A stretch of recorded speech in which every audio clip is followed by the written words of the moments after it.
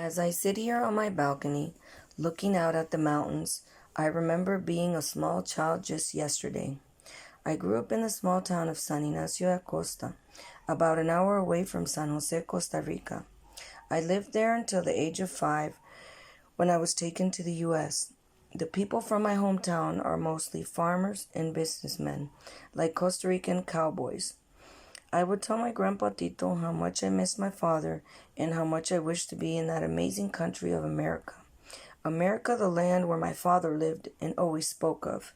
My maternal aunt Lorena, who took care of me until the age of 5, would always say that I would say that one day I was going to America with my father.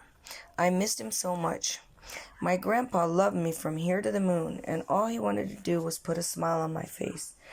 Therefore, when I would get sad, he would change the subject by saying, "Come on, we need to practice our English, because I know one day you will be with your father." We would begin to make silly noises, pretending to speak English. We did this repeatedly until we cracked up out loud in laughter. It was great. We would laugh until our stomachs hurt, and I would forget all that awful pain in my chest and emptiness in my heart. It was an emptiness that distance from your loved ones would create. I have great memories as a child here in my country. People love to feed children sweets. It's like an automatic transaction. Child equals treat.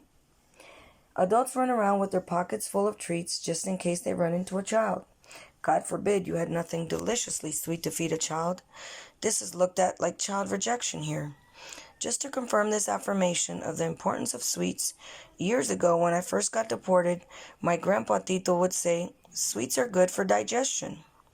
As a small child, I was skinny and had anemia, but my mom always got me the cutest knitted dresses with socks that had huge round puffy balls on the sides. This so my legs didn't look so ugly, being skinny and all. As a small child, when I was MIA, my family always knew where to find me. My dad said I ate weird things like dirt and grasshoppers sometimes. What an odd appetite. My mother would say the dirt-eating culprit was anemia.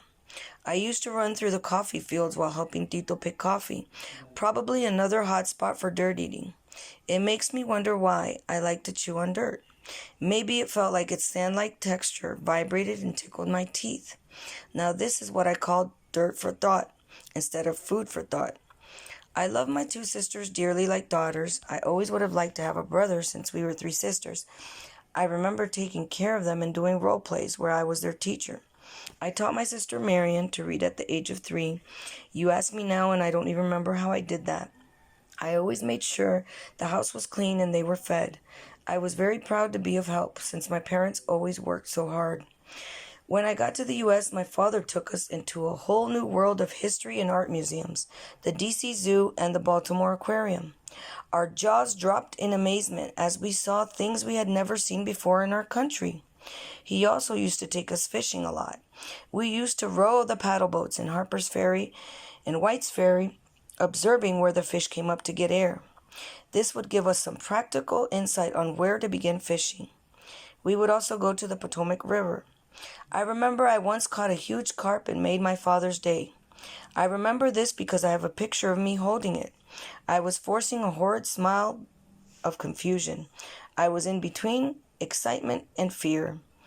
Although we moved around a lot, my childhood was great. I played and played and played. I always managed to adapt and make new friends at every different school I went to. And after I learned English, I earned good grades for the most part. I used to play at the neighborhood parks for hours until the lightning bugs came out. I used to collect them in jars just to watch them in amazement as they would light up on and off. Poor fellas.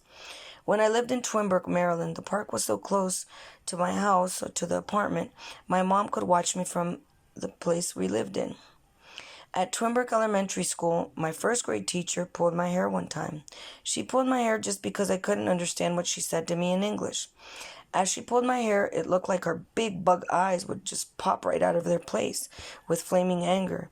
And then I realized, just like when the light bulb in cartoons show up, ding, ding, ding, enlightenment.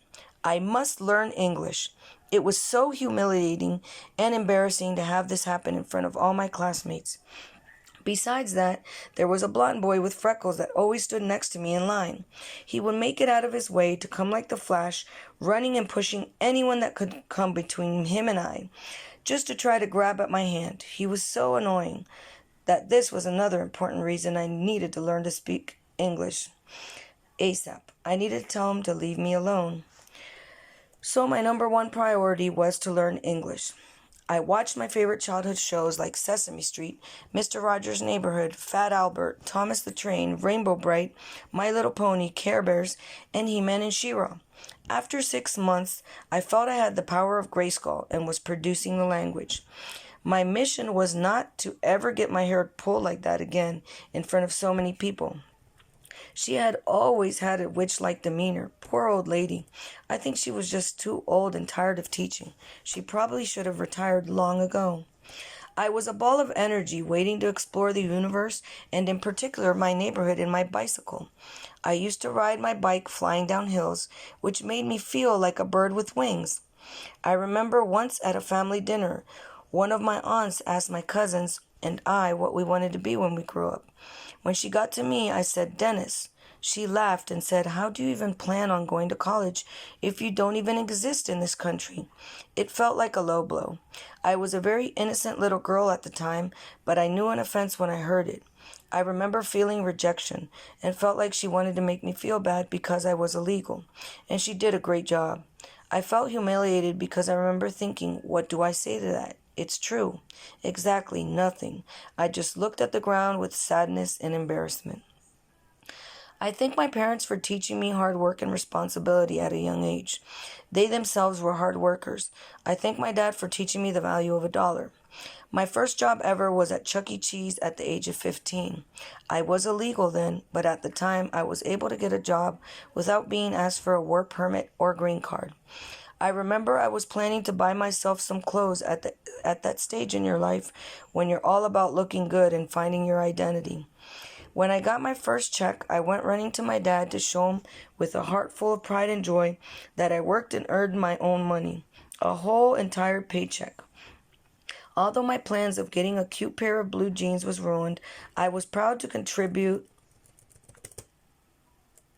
to the household bills, as he took my first check and said, thank you. You are going to use it to pay a utility bill. And it was so.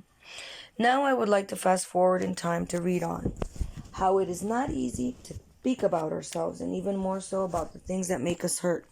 But if there is purpose behind it, then it makes it all more worth it.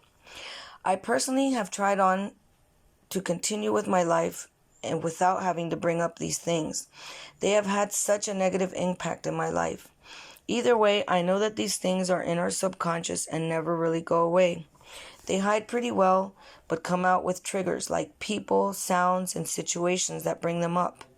On some occasions, like a fire that stirs up mixed emotions and causes us to act out in a state of fear. And as most of us know, acting out in fear is almost never good. I hope this letter can cause awareness and open doors for new laws that will help my fellow veteran brothers and sisters, as well as myself. At least there will be knowledge of the awful things that some of us go through. Later, finding yourself in a really bad, helpless mental state. This state is nowhere. You lose yourself, your dreams, your goals, and all you want to do is disappear. It's a place where there is no reasoning nor clarity, only much, much pain. I want to help cause awareness not only on what happened to me, but what has probably happened to many of my fellow deported veterans, in particular, my mental health issues that I've had to deal with. I am a victim of MST, which stands for Military Sexual Trauma. This happened to me in Germany. I was drugged and raped. The worst part of it all is that to this day, it is hard not to think that I had fault in it somehow. I should have never trusted a complete stranger, nor gone in his barrack, later to be drugged and taken advantage of. This made me feel worthless. My symptoms became worse when I was deployed to Iraq. I was deeply impacted by the war, and in particular the outcome of suicide bombings. So many innocent women and children dead or nearly dead.